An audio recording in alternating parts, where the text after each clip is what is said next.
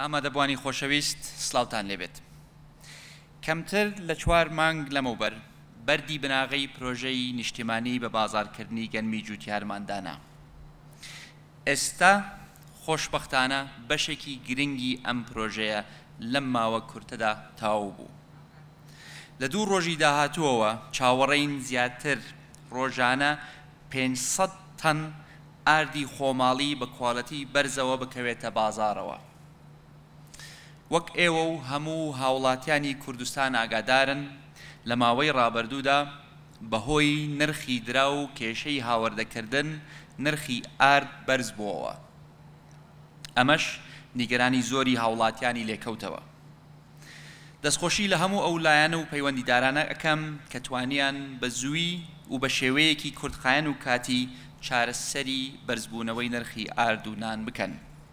بەڵام ئەم کێشەیە وەک هەموو کێشەکانی تر پێویستی بە چارەسەری درێژخایەن و ڕۆژەی استراتیژی هەبوو کە ئێمە بەر لەوە هەنگاومان بۆ نابوو. ئێستش بەڕێستان ئەنجامەکەی دەبینن کە کردنەوەی کارگەی ئاردە کە ئەمەش بەشێکە لە پرۆژەی نیشتیمانی بە بازارکردنی گەنمی جوتیاران.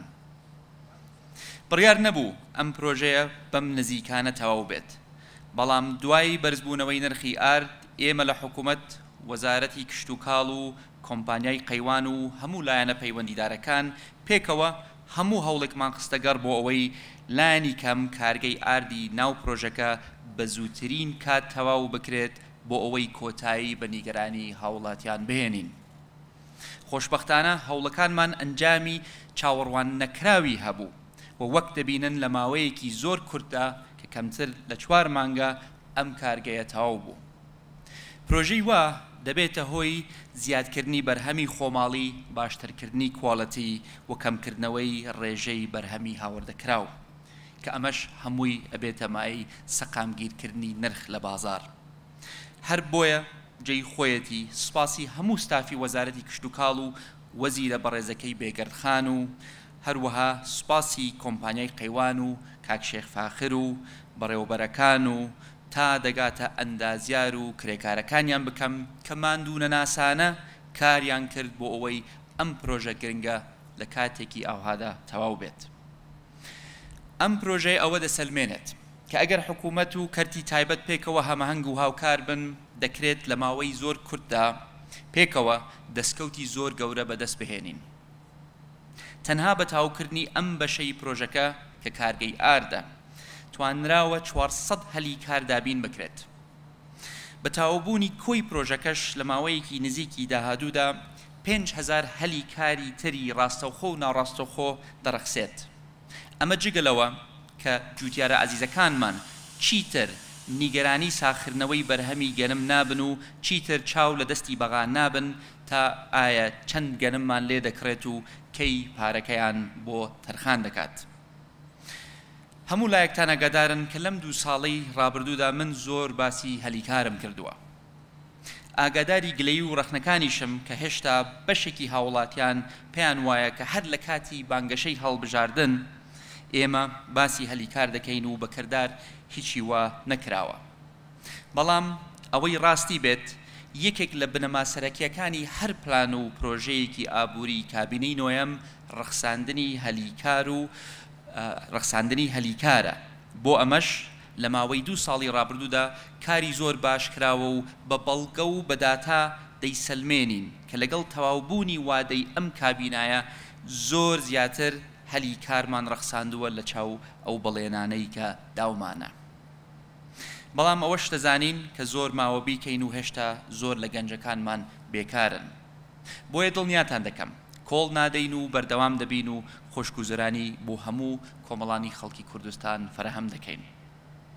لە ماوەی 2 ساڵی کارکردنی کابینەی نۆیەمدا مۆڵەتی وەبەرهێنان بە 860 پرۆژەی گەورە و مامنەوەند و بچووک دراوە کە سەرجەمیان زیاتر لە 48,000 هەلیکار دەرەخسێنێت. هەندێکیان تەواو بوون و لە ماوەیەکی نزیکیشدا لەم 2 ساڵەیە بەشەکەی تریشیان تەواوە بن. ئەم پرۆژەیە یەکێکە لە 860 پرۆژانەی کە ئاماژەم پێدا کە هەر لەم پرۆژەیە 5000 هەلیکار دەرەخسێنێت. پرۆژەی سلەیمانی 2020 پرۆژەیەکی دیکەیە و ئەوەش زیاتر لە 5,000 هەلیکار دەڕەخسێنێت. پرۆژەی کارگەی شەکری بتوێن نزیکەی 8,000 هەلیکار دەڕەخسێنێت. واتە تەنها لە 3 پرۆژە نزیکەی 18,000 هەلیکار دابین دەبێت. ئەمەیە دەرەنجامی هاوکاری نێوان حکوومەت و کەرتی تایبەت و ئەمەشە ئەو پلان و ڕوئیایی کە هەمان بووە بۆ سیاسەتی حکومڕانی و خۆشبەختانە و ئەنجامەکانی دەبینین.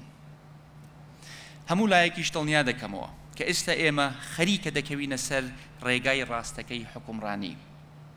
بەو متمانەی لە نێوان حکوومەت و کەرتی تایبەت دروست بووە، بەو چاکسازیانەی کە دەستمان پێی کردووە بۆ نەهێشتنی ڕوتین و دەستێوەردان لە بازاڕ و کاری بازرگانی، نەهێشتنی مافیاگەری و سەرانە وەرگرتن، بەو کار ئاسانیەی کە لەمەودووە بۆ کۆمپانیا و بەرهێنەران دەیکەین، بە دڵنیاییەوە لە داهاتووی نزیکدا پرۆژەی گەورەتر و زیاتر جێبەجێ دەکرێن کە هەموو ئەمانەش هەم هەلیکاری زیاتر ئەڕەخسێنن و هەم ئابوووریەکەمان هەمەجۆر دەکات، هەم ژێرخانی ئابووری کوردستانیش بەهێز دەکات و کولفەی ژیانی ڕۆژانە کەم دەکاتەوە. لە کۆتاییدا جارێکی تر دەستخۆشی لە گروپی کۆمپانیەکانی قەیوان و وەزارەتی کشت و کاڵ دەکەم کە زووتر لە وادەی خۆی توانیان ئەم کارگەیە تاو بکەن و نیگەرانی هاوڵاتیانیان ڕەواندەوە لە بابەتی گرانبوونی نرخی ئارد و هیوای سەرکەوتنیان بۆ دەخوازم و هەر شاد و سەربەرز و سەرکەوتوو بن و دووبارە بەخێر بێن سەرچاو.